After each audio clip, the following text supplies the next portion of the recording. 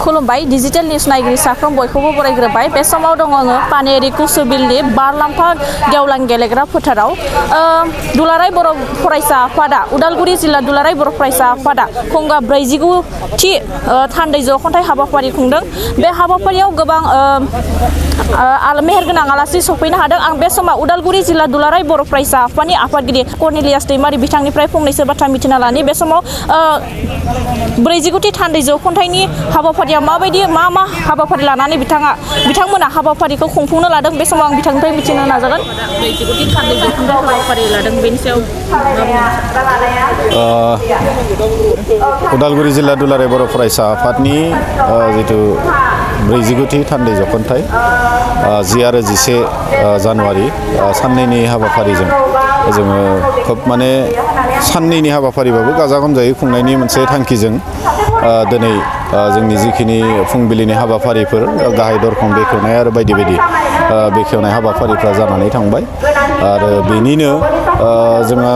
मैयानिफ्राय खिन्थु जोङो गेलेनाय जिथु हाबाफारि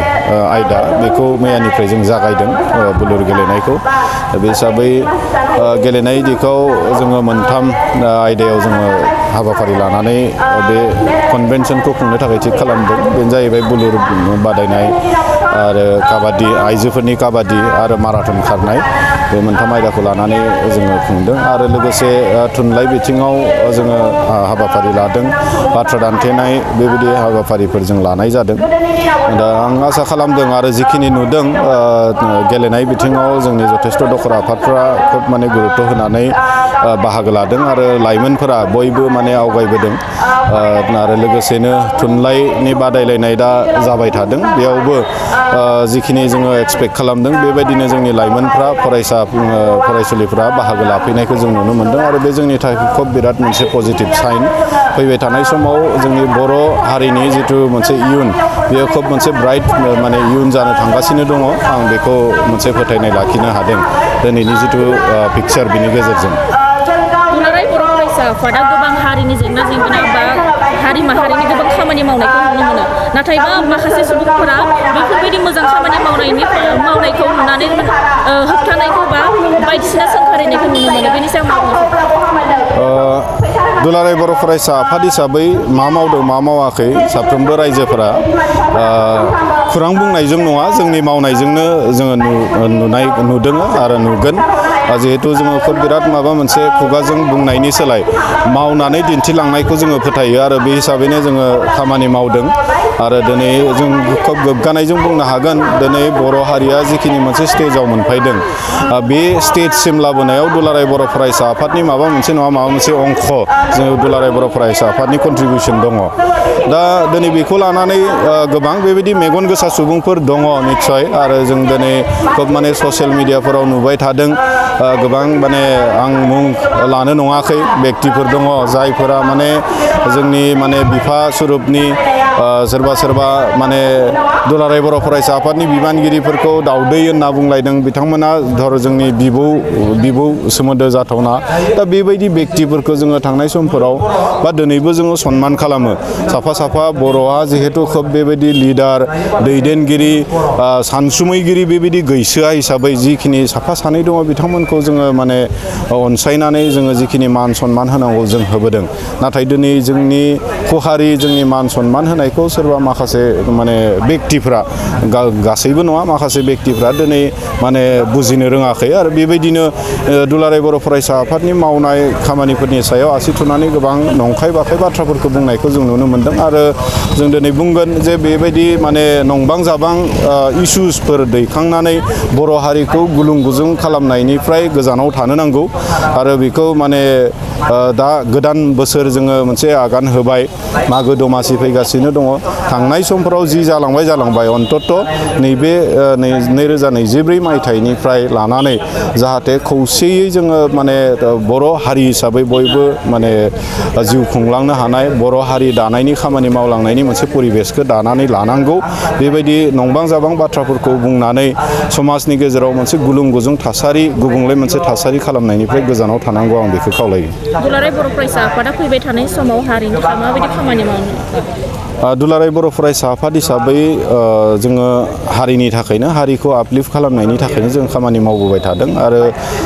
बे हिसाबैनो जोङो आं बावैसो सिगां बुंलांदों जोङो स्पर्ट्स इभेन्ट कालचारेल इभेन्ट्स माखासे थुनलाइनि इभेन्ट्सफोर जों लादों आरो बेफोरखौ लानायनि गुदि थांखियानो जाहैबाय जोंनि लाइमोनफोरखौ माने बे मोनफ्रोमबो दिखाव स्पर्ट्स लिटारेरि आरो कालचारेल बेफोर गासै दिखावबो माने जोंनि लाइमोनफोरखौ एसे आखा फाखा खालामनाय आपलिफ्ट खालामनायनि थांखिजोंनो लादों आरो बेजों लोगोसे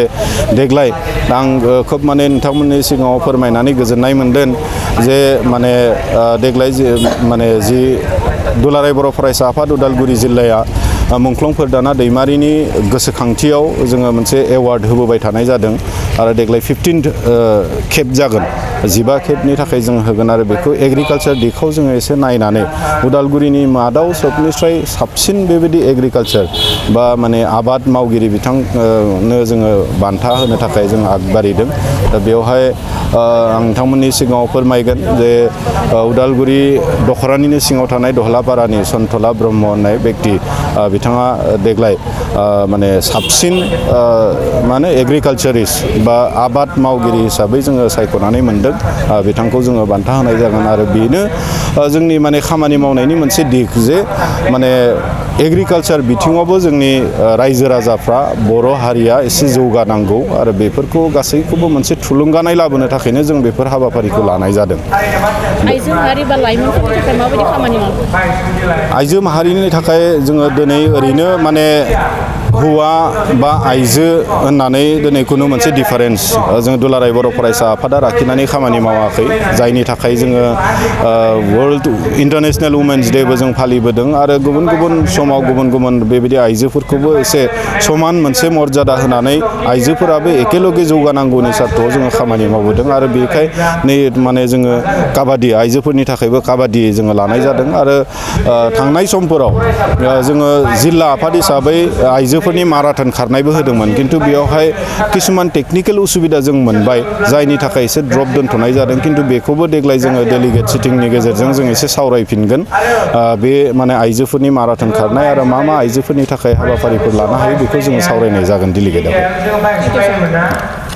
दुलाराय बर' फरायसा आफादा थारैनो मेहेरगोनां हाबाफारिखौ खुंफुंदों बा गोबां हाबाफारि लानानै बिथांमोना बे हाबाफारिखौ जाफुंसारनायनि लामा फारसे लांनायखौ नुनो मोनदों आरो गोबां आइजोफोरनिबो